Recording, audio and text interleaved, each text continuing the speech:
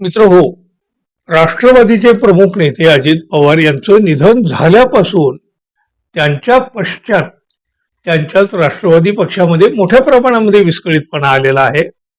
अंतर्गत राजकारण देखील अगदी वेगळ्या पद्धतीने शिजू लागलेलं आहे. अजितदादा पवार हयात होती तोपर्यंत पक्षातले वरिष्ठ नेते सुद्धा नको ती वळवळ करण्याची अजिबात हिंमत करीत नव्हते. अजितदादा गेल्यानंतर पक्षातले वरिष्ठ नेते प्रफुल्ल पटेल आणि सुनील तटकरे यांनी अजितदादांचाच पक्ष हायजॅक करण्याचा प्रयत्न केला असा आरोप सुद्धा त्यांच्यावर झाला.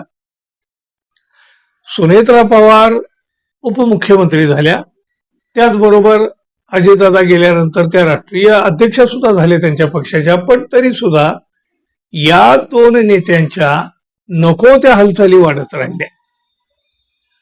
मग निवडणूक आयोगाला पाठवलेल्या यादीमध्ये या दोन्ही नेत्यांची पदं दर्शवली गेलेली नव्हती आणि त्यावरून सुद्धा बरंच रणकंदन झालं.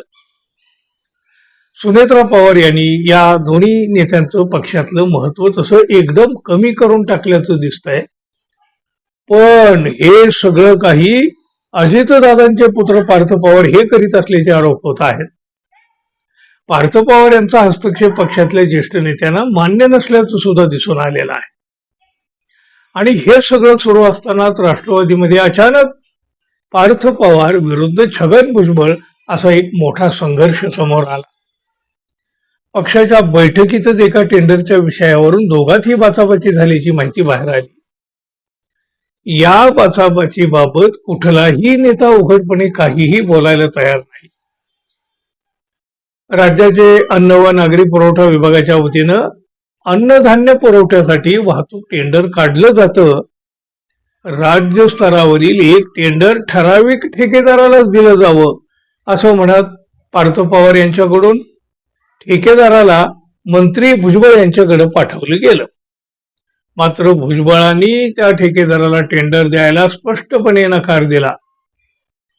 अमुक ठेकेदारालाच काम का द्यायचं आहे याची विशिष्ट कारणही ठेकेदारानं भुजबळ यांना सांगितल्याचं वृत्त आहे. याच मुद्द्यावरून पार्थ पवार आणि छगन भुजबळ या दोघांमध्ये शाब्दिक चकमक झाल्याची माहिती बाहेर आली. मग त्यानंतर बघा भुजबळ काय म्हणाले, तुमच्या वडिलांनी किंवा आजोबांनी सुद्धा कधी अशा पद्धतीनं मला सांगितलेलं नव्हतं. म्हणजे अशा शब्दामध्ये भुजबळ यांनी आपली नाराजी व्यक्त केली पार्थ पवार यांच्याबाबत. त्यावर मग असं असेल तर मला तुमच्याकडून विभाग काढून घ्यावा लागेल अशा शब्दामध्ये पार्थ पवार यांनी भुजबळ यांना दम भरला अशी चर्चा कालपासूनच्या राजकारणामध्ये सुरू झाली. परंतु पार्थ पवार यांनी या सगळ्या बातम्या चुकीच्या आहेत असं म्हटलं. आम्हा दोघांमध्ये कसलीही वादावादी झाली नाही. काही गोष्टी समजुतीनं करायच्या असतात, याचा अर्थ आमच्यामध्ये वाद झाला असा होत नाही असं पक्षाचे राष्ट्रीय सरचिटणीस पार्थ पवार म्हणाले. आमच्याविषयी विशेषतः माझ्याविषयी जाणीवपूर्वक चुकीच्या बातम्या दिल्या जात आहेत असं काहीही झालेलं नाही.